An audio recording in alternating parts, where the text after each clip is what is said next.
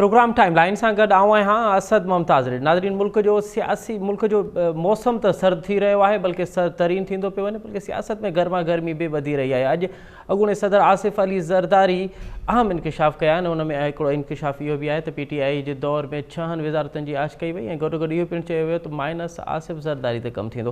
हिकु प्रोग्राम जे निसे में असां इन ते ॻाल्हाईंदासीं ऐं गॾो गॾु ॻाल्हाईंदासीं त इलेक्शन कमीशन PTI खे 20 ॾींहंनि में इंटर पार्टी इलेक्शन कराइण लाइ लाज़मी करार ॾेई छॾियो आहे, न त ॿी सूरत में उन्हनि जो हिकु बैट वारो निशान आहे उहो उन लाइ उहो नाहिल हूंदा। त इलेक्शन कमीशन जो हिकु प्रोसेस आहे उन ते क़ानूनी नुक़्ता नज़र वठंदासीं ऐं इन ते पिणु ॻाल्हाईंदासीं त अरिड़हीं तरमीम में तरमीम वारो सुवाल ऐं जमहूरी क़ुवतुनि जो इम्तिहान छा हूंदो। जेका PTI ॿोली ॻाल्हाए रही हुई, तक़रीबन उहा ई ॿोली हाणे नून लीग ॻाल्हाए रही आहे। नून लीग जा सीनियर अॻुवाण इहो चई रहिया आहिनि त अगरि कंहिं आइनी तरमीम में तरमीम करण जी ज़रूरत पई त उहा कंदा ऐं NFC में नज़रसानी त लाज़मी कंदा, छाकाणि त इसाक डार बार इन हवाले सां चए पियो त अरिड़हीं तरमीम में NFC ते बि ॻाल्हाईंदासीं, मुल्क जी सियासत ते बि ॻाल्हाईंदासीं ऐं नून लीग सिंध में मुतहरिक थी वई आहे, केतिरी शख़्सियतूं नून लीग में शामिलु थी रहियूं आहिनि।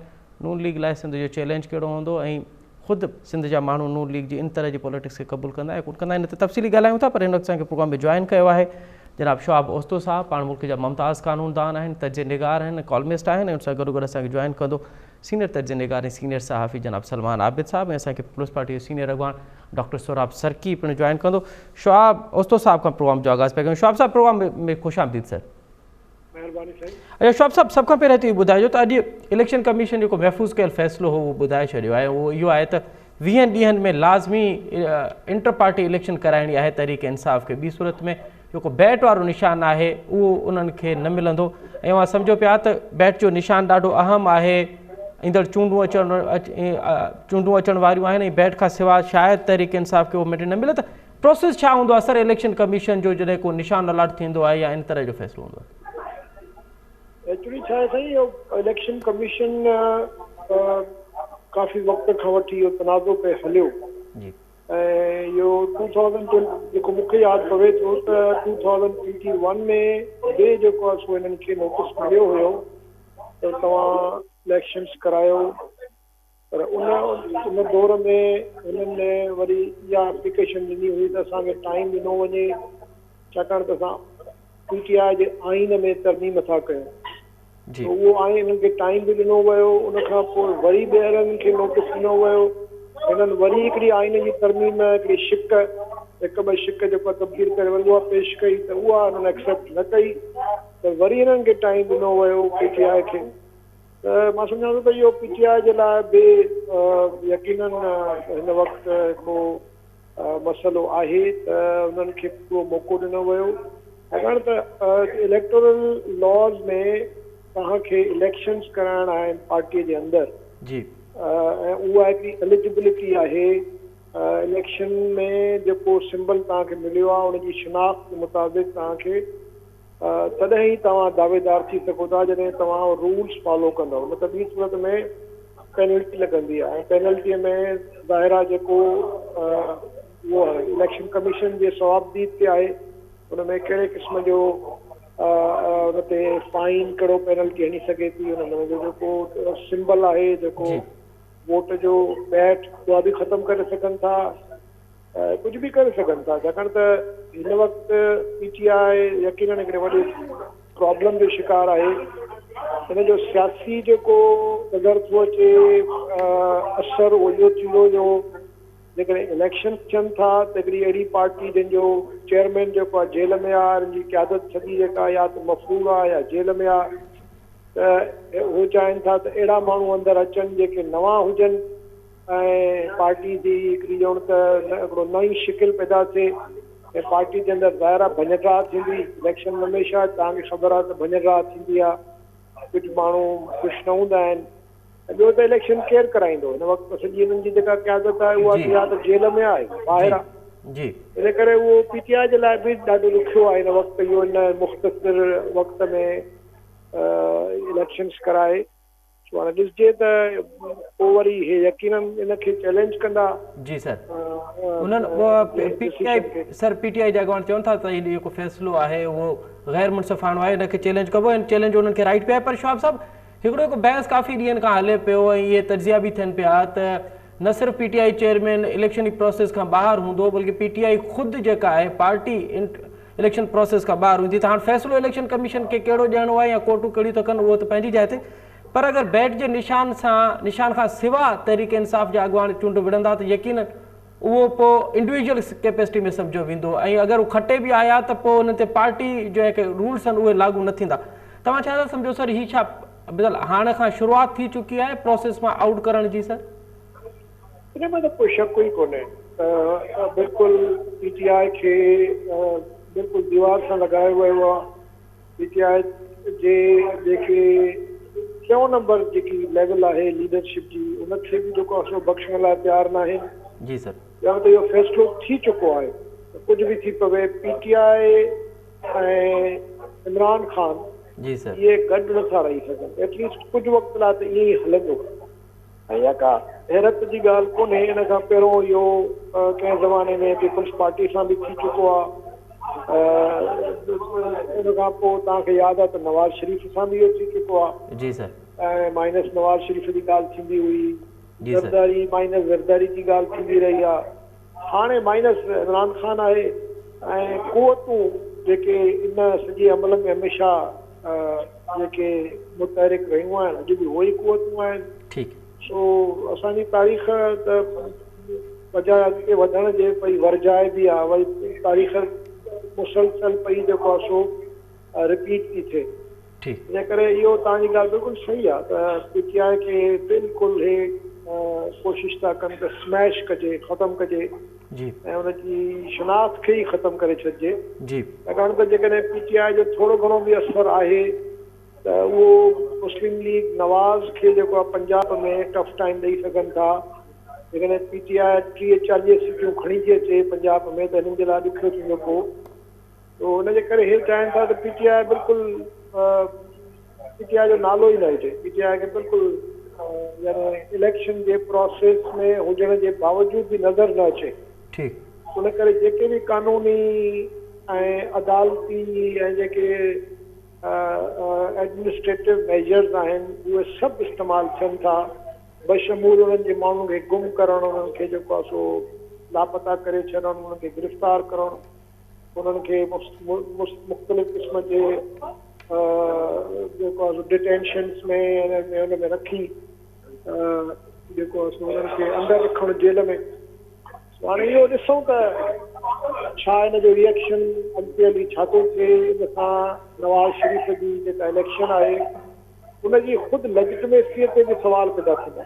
सही सही। शौब साहब, हाणे अवां जी मौजूदगी जो फ़ाइदो वठंदासीं। 18वीं तरमीम खे हिकु दफ़ो ॿीहर उन में तरमीम करण जूं ॻाल्हियूं पियूं थियनि। नून लीग ॼण त इहो तासुर ॾिए थी पई त 18वीं तरमीम सां वफ़ाक़ जा मसइला वधी रहिया आहिनि, ख़ासि करे NFC वारे मामले ते। त सर PTI जे दौर में त इहो बार बार चयो वेंदो त असां हुन मिसाल उन वक़्त जो वज़ीर आज़म इहो चवंदो त असां रोल बैक कंदासीं। अव्हांखे छा थो लॻे त जेको कमु PTI खां न वरितो वियो हाणे उहो छा नून लीग खां वरितो वेंदो? साईं ॾिसो, PTI जी जॻह जेका आहे हाणे नून लीग वरिती आहे ऐं हाणे जेको लाडलो आहे उहो नवाज़ शरीफ़ आहे, पहिरियों इमरान ख़ान हुयो जी। ऐं इहो जेको मुतालबो आहे इहो दरअसल इमरान ख़ान जो बि न हुयो, इहो मुतालबो PMLN जो बि कोन्हे, इहो मुतालबो बेसिकली जेके हिननि खे हलाईंदा आहिनि उन्हनि जो मुतालबो आहे। छाकाणि त उहो चवनि त काफ़ी अरसे खां वठी उहो नाराज़ हुया त जेको मर्कज़ आहे उहो कमज़ोर थी वियो आहे, सूबनि खे तमामु घणो ताक़तवर कयो वियो आहे, वसीला सूबनि खे ॾे हलिया विया आहिनि। जेको डिवोल्यूशन थी आहे उन सां जेके मेन मिनिस्ट्रियूं तक़रीबन सभु सूबनि ॾे हली वियूं आहिनि ऐं तंहिंजे करे वॾो जेको पेट जो सूरु आहे उहो इहो ई हुयो त इहे पैसा जेके आहिनि सूबनि खे मिलनि था, इहे पैसा सूबनि खे न मिलणु घुरिजनि। हाणे उन वक़्तु जॾहिं इहा 18th अमेंडमेंट आई हुई त उन वक़्तु नवाज़ शरीफ़ खे बि एस्टेब्लिशमेंट मोचड़ा हया हुया, पीपल्स पार्टी बि तकलीफ़ में हुई। सो तंहिंजे करे ॿिन्ही इहो डेमोक्रेसी जेको तव्हांजी चार्टर ऑफ डेमोक्रेसी ॿिन्ही साइन कयो हुयो। उन वक़्तु ॿिन्ही जी ख़्वाहिश हुई त कमज़ोर कजे जेको आहे सो एस्टेब्लिशमेंट जे जेके मोहरा हुया जंहिंमें प्रेसिडेंट बि हुयो ऐं जेको ख़ासि तौर ते वकीलनि जी जेका विर्छ हुई पर हाणे नवाज़ शरीफ़ वरी पंहिंजे मां सम्झां थो त 1990 जो जेको एस्टेब्लिशमेंट जो लाडलो थी वापसि आयो आहे ऐं ख़तरनाक क़िस्म जी हिकिड़ी अफ़सोसनाक सूरत हाल आहे। नवाज़ शरीफ़ ॼण त पंहिंजी सॼी सियासी जदोजहद खे नफ़ी थो करे, पंहिंजे जेको पाण खे उसूल नज़रियो वोट को इज़त दो उन सभिनी बयाननि खां जेको आहे सो उहो हाणे फिरी वियो आहे। हाणे त मूंखे उहो ई थो लॻे त इहो जेको 1990 वारी सियासत हुई हलाइण वारा पोइते जेके ॾोरियूं हलाईंदा हुया त उहे ॾोरियूं हलाइनि था ऐं हे सिर्फ़ु पंहिंजे ख़ानदानी मुफ़ाद में पंहिंजी धीअ खे प्राइम मिनिस्टर करण लाइ या पाण प्राइम मिनिस्टर कुझु वक़्त लाइ थी वरी धीअ खे पोइ प्राइम मिनिस्टर करण लाइ सॼो जेको आहे मुल्क खे दाव ते लॻाए छॾियो आहे। पर तव्हां जेका ॻाल्हि था कयो अहिड़ी तरमीम खे रोल बैक करण वारी उहा मुमकिन कोन थी लॻे, छाकाणि त सूबनि खां जेकर हिननि इहे पावर्स वापसि वरिता, वसीला वापसि वरिता त पाकिस्तान जी जेका वहदत आहे या जेको मुस्तक़बिल आहे उहो ख़तरे में पइजी वञे, छाकाणि त इहो कोई बि बर्दाश्त न कंदा। ख़ुदि पंजाब बि शायदि बर्दाश्त न करे, तंहिंजे करे नवाज़ शरीफ़ खे मुंहिंजो पंहिंजो ख़्यालु आहे हाणे थी सघे थो ज़ोरीअ जीअं कंदा आहिनि अमेंडमेंट आइन में अमेंडमेंट लाइ वॾो हिकिड़ो ख़तरनाक क़िस्म जो साज़िशी को हिकिड़ो मनसूबो ठाहिनि जंहिंमें हे हथ ठोकिया जेके हिननि जा मुख़्तलिफ़ MNA ईंदा जिन खे रोईअ चूंडाईंदा त हिननि जी कोशिशि आहे त हिन वक़्तु इलेक्शन अहिड़े क़िस्म जी थिए जंहिंमें नवाज़ शरीफ़ खे मेजॉरिटी त मिले पर जेका ओवरऑल जेका कोalition ठहे उहा सॼी प्रो एस्टेब्लिशमेंट हुजे ऐं प्रो एस्टेब्लिशमेंट इहे सभई जेके कानून ठहिया आहिनि आइन जा जेके बुनियाद पिया आहिनि 18th अमेंडमेंट खां पोइ उन्हनि खे हो कोशिशि कंदा त हिननि खे ख़तमु कजे। वरी उहा ई 1990s वारी जेका सो हुकूमत ऐं सियासत पैदा कजे जंहिंमें हे हूंदा हुया जो त हिननि सां ॿियो टियों दफ़ो थियो आहे त आइन जी तरमीम खां पोइ एस्टेब्लिशमेंट कामयाबु न वई आहे मैनिपुलेट करण में, सवाइ हिनजे जो हुकूमत खे ई तब्दील करे छॾे या हुकूमत केरे छॾे। अॻे जीअं कंदा हुया पुठियां वेही ॾोरियूं हिलाईंदा हुया, हाणे उहो थोरो ॾुखियो थो थींदो वञे, इन करे हिननि जो पर शौफ साहब कते कलाइमा पर अगर उन जो इहो फ़ैसिलो कनि छाकाणि त उन जी हर मुमकिन कोशिशि आहे त वफ़ाक़ ईज़ी हुजे, वफ़ाक़ जा के ख़र्चा आहिनि उहे घटि करण जे मूड में कोन्हनि, उहे वरी बि सूबनि जे जेका बजट आहे उन में कटण उन में हर मुमकिन कोशिशि कनि था पिया। सर जेकर अगरि अहिड़ी तरह जो फ़ैसिले करण जो मूड में आहिनि त पोइ मां छा था सम्झो सर जेके जमहूरी कुवतूं आहिनि उन्हनि लाइ पोइ कहिड़ो इम्तिहान हूंदो सर? ॾिसो जमहूरी कुवतूं त मां सम्झां थो ॾाढियूं कमज़ोर थी चुकियूं आहिनि।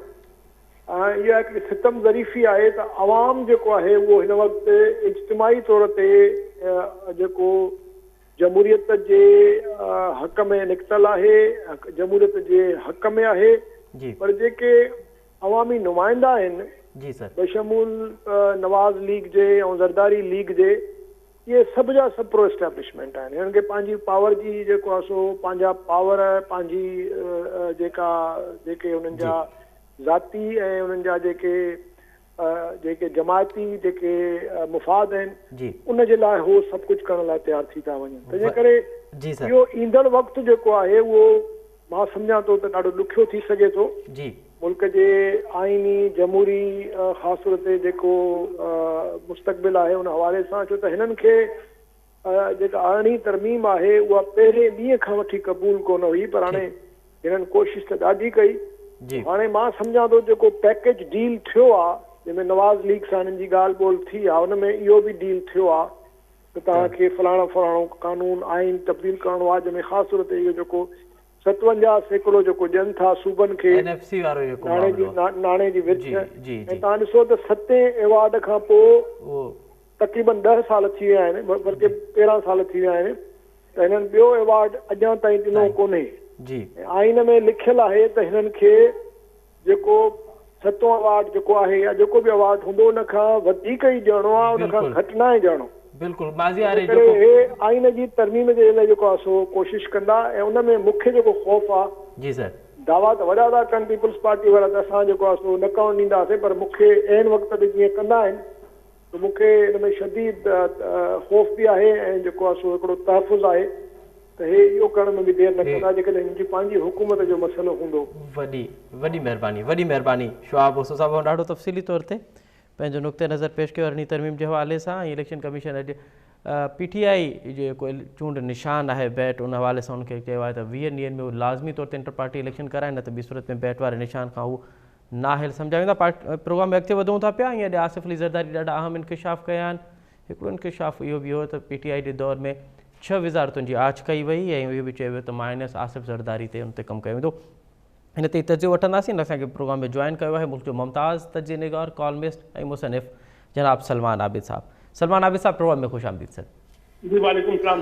सलमान आबिद साहब कैसा देखा आपने आज आसिफ़ अली ज़रदारी साहब के इंकिशाफ़ात के? पहले तो PTI की दौर में उनको 6 वज़ारतों की आछ की गई और उन्होंने इनकार कर दिया। पहले तो सर इस पे तजिया कीजिए प्लीज़। देखिए आसिफ अली ज़रदारी साहब की इस बात में कितना वजन है जी। अब इसका जवाब तो PTI की कमेटी देगी या PTI की पार्टी देगी कि क्या ऐसी ऑफर की भी गई थी या नहीं की गई थी जी। लेकिन मेरा ख्याल है कि आसिफ अली ज़रदारी साहब का जो आज का इंटरव्यू है जी सर, उसमें कोई नई बात नहीं है और जो पाकिस्तान का मौजूदा सियासी और रियासती क्राइसिस है जी, उसका रेजोल्यूशन भी उनके पास नहीं है। और उन्होंने खास तौर पे जो अपने बेटे के बारे में गुफ्तगू की है, बिलावल के बारे में जी सर, और कहा है कि अभी वो बच्चा है, उसको तजर्बे की जरूरत है, बिल्कुल कि उसकी पुख्तगी नहीं है जी, यानी वो जो बाबों से जान छुड़ाने की बातें हैं। जी मुझे लगता है कि वो एक पैगाम उन्होंने ये भी दिया है कि जो बिलावल साहब हैं उनके पास अभी फैसले की ताकत नहीं है, फैसला वही करेंगे जो वो चाहते हैं। तो मेरा ख्याल है कि कोई ऐसी नई बात उन्होंने कोई नहीं की है सिवाय अपने इस जुमले के अलावा जो मैंने कही है। बाकी सारा जो है ना वो एक इस तरह की गुफ्तगू है जिसके बारे में जब कोई वजाहत जब तक कोई नहीं आएगी सामने, मुझे नहीं मालूम कि PTI ने उनको ऑफर किया था या नहीं किया था।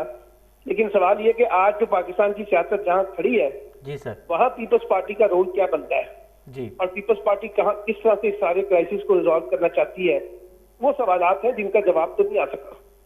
सलमान आबिद साहब, आज आसिफ अली ज़रदारी साहब ने शहबाज शरीफ पे भी बात की है कि शहबाज शरीफ जो मेरे हवाले से बताया गया कि वो बहुत एनर्जेटिक हैं, ज़्यादा काम करते हैं, लेकिन उनकी भी पॉलिसीज़ की वजह से मुल्क को नुकसान पहुंचा। तो आप नहीं समझते कि दोनों पे बेएतमादी का इजहार कर रहे हैं आसिफ ज़रदारी साहब? नहीं, आसिफ अली ज़रदारी साहब अब किस पे वो यही करेंगे, इलेक्टोरल पॉलिटिक्स है, वो यही कहेंगे कि जनाब जो PMLN की हुकूमत है जी, वो ज्यादा बेहतर परफॉर्म नहीं कर सकी ताकि अपने वोटरों को मुतमईन कर सकें और उसकी जिम्मेदारी भी वो PMLN पे डाल रहे हैं।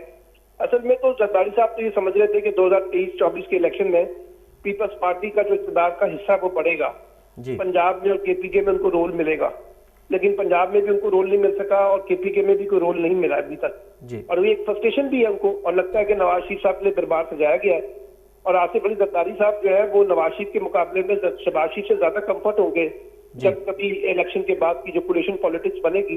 तो उनका तो जो हदफ है वो नवाज शरीफ नहीं है, वो बल्कि शहबाज शरीफ है, क्योंकि ज़रदारी साहब को पता है कि एस्टेब्लिशमेंट के लिए भी जो काबिल कबूल है वो आसिफ अली ज़रदारी अपना शहबाज शरीफ है। नवाज शरीफ साहब के बारे में अभी भी बेशुमार जगह पर रिजर्वेशन पाई जाती है। तो मेरा ख्याल है कि वही उसी तनाजुर में उन्होंने गुफ्तगू की है।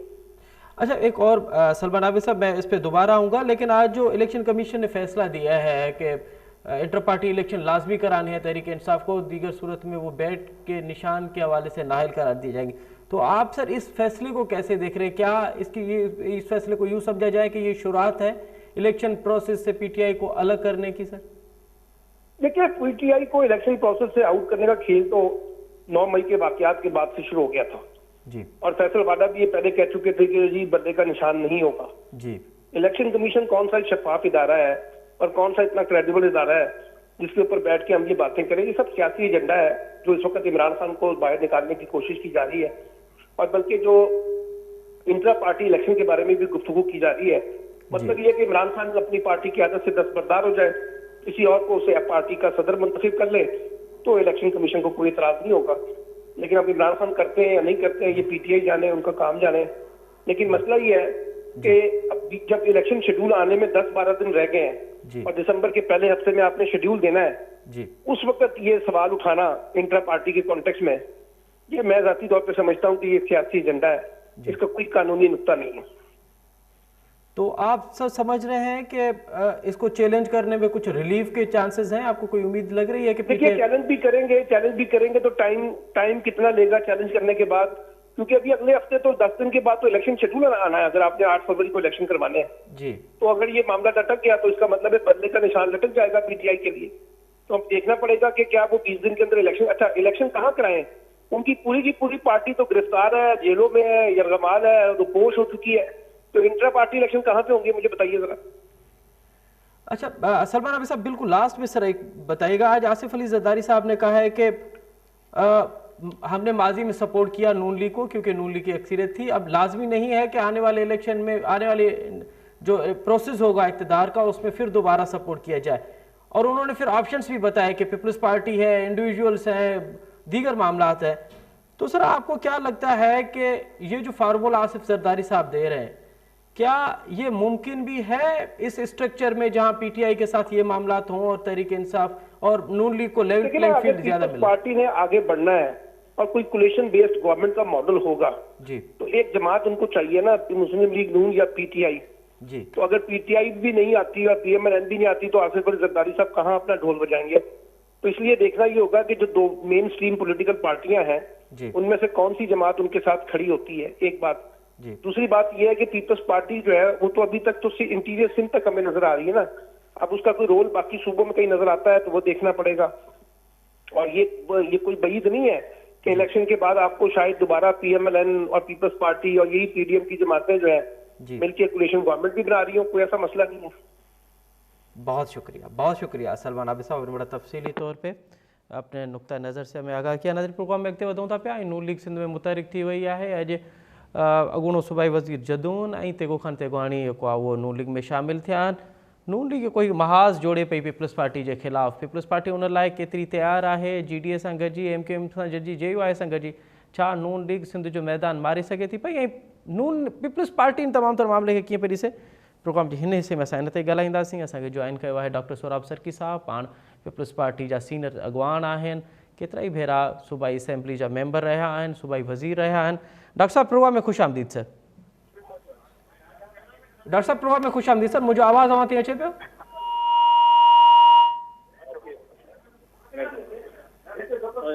हेलो डॉक्टर साहब मुझे आवाज़ अवां ते अचे पियो ऐं मूंखे ॿुधो पियो?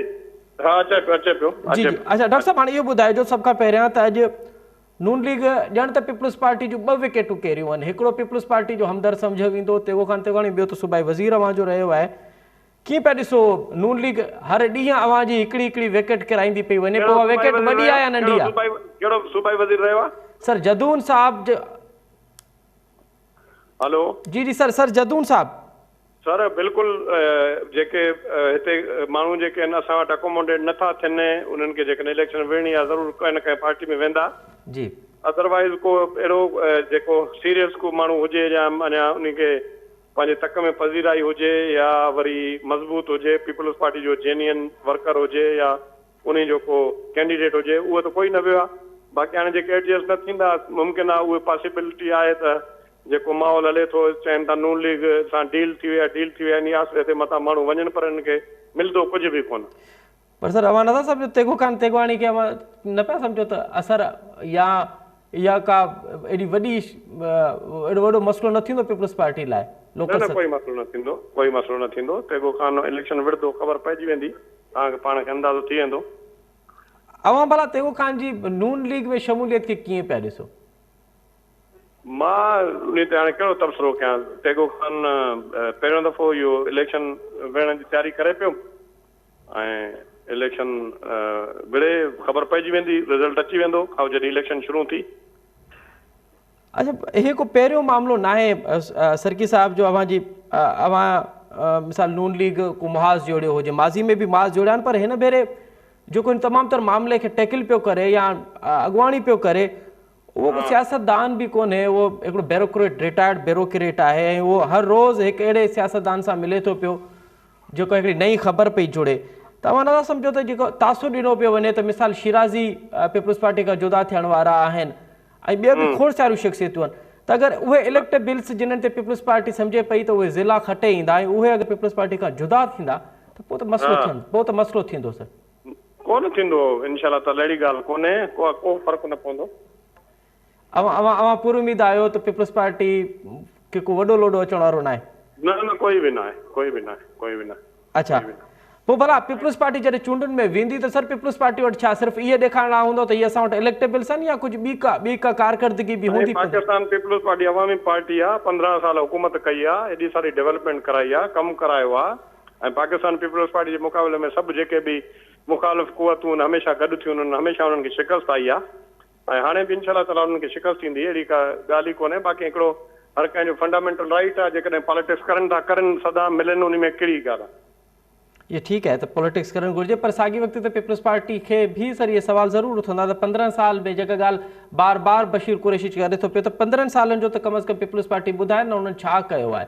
सभु कुझु कयो आहे, अलाह जी महिरबानी सां। यूनिवर्सिटी ठाहियूं आहिनि, स्कूल ठाहिया आहिनि, रोड रस्ता ठाहिया आहिनि, 18 अमेंडमेंट खां अॻु में पैसा कोन मिलंदा, जॾहिं सुठा पैसा मिलिया आहिनि, असां सिंध जी डेवलपमेंट कराई आहे वॾे पैमाने ते, ऐं उन डेवलपमेंट वारे उन असां जेको कमु कयो आहे उन ते वञी करे असां जेको इलेक्शन कॉन्टेस्ट कंदासीं।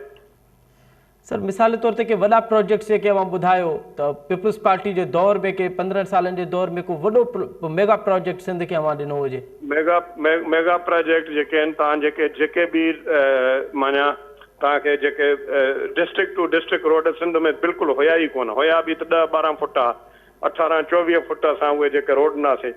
उन खां पोइ असां जेको सेवन वारो रोड ॾिनोसीं, मेगा प्रोजेक्ट आहे असांजो। थर जी असां क़िस्मत बदिलाए छॾीसीं, थर कोल ॾिनीसीं, ऐं उन खां पोइ केतिरियूं यूनिवर्सिटियूं आहिनि जेके यूनिवर्सिटी पहिरियों हूंदी लॉ जी, त सिर्फ़ु उहे जनरल यूनिवर्सिटी हूंदी, लॉ यूनिवर्सिटी ॾिनीसीं, हेल्थ यूनिवर्सिटियूं ॾिनियूंसीं असां, उन खां पोइ इंजीनियरिंग यूनिवर्सिटियूं ॾिनियूंसीं। पाकिस्तान जी तारीख़ में पहिरियों दफ़ो असां कैडेट कॉलेज, गर्ल्स जी कैडेट कॉलेज ॾिनीसीं, पाकिस्तान पीपल्स पार्टी ॾिनी, ऐं कोई अहिड़ी डिस्ट्रिक्ट न आहे जिते असां कैडेट कॉलेज कोन ॾिनी आहे। बाक़ी हाणे जेकॾहिं जेके मुखालिफ़ आहिनि त उहे त अञा वॾा ॿिया प्रोजेक्ट्स जेके आहिनि तमामु हर लेवल ते हर डिस्ट्रिक्ट में जेके ॾिना विया आहिनि, उहे असां तव्हांखे जेकॾहिं ॿुधाईंदा त असां तव्हांखे उहे ॿुधाईंदासीं, पूरी लिस्ट ॾींदासीं, शाया कंदासीं। ऐं एतिरो कमु न कयूं आहे त पोइ असांखे एतिरी पज़ीराई छो मिले आहे? ऐं सभु माण्हू जेके आहिनि GDA जा जेके वॾा लीडर आहे, उहे बि GDA छॾे करे पीपल्स पार्टी में छो शमूलियत इख़्तियार करनि आहे? हाणे इलेक्शन आहे, इलेक्शन जो ज़रूरु इहो छो थींदो, माण्हू कुझु हेॾे वेंदा, कुझु होॾे वेंदा, अदरवाइज़ इंशाल्लाह ताला पाकिस्तान पीपल्स पार्टी वॾी अक्सरियत सां कामयाब थींदी। पर सरगी साहब, अवां जिन प्रोजेक्ट्स जो ज़िक्र पिया कयो त पंहिंजे हथ नून लीग बे इहा दावा थी करे त नून लीग जेके सिंध में कमु कराइनि उहे रिकॉर्ड कम आहिनि।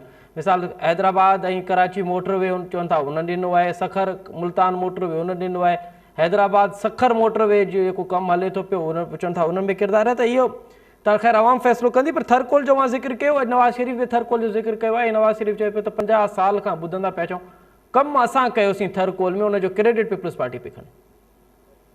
साईं, या त सिंध गवर्नमेंट करे थी, सिंध गवर्नमेंट उन्हनि जी हुई छा, नून लीग जी हुई छा? पर नवाज़ शरीफ़ चए थो एटम बम बि मां ठाहियो आहे, त उनखे केरु चए? उहो चए थो एटम बम बि मां ठाहियो आहे, त सियासत में आयो ई न, उन ज़माने में एटम बम ठाहियो आहे जी।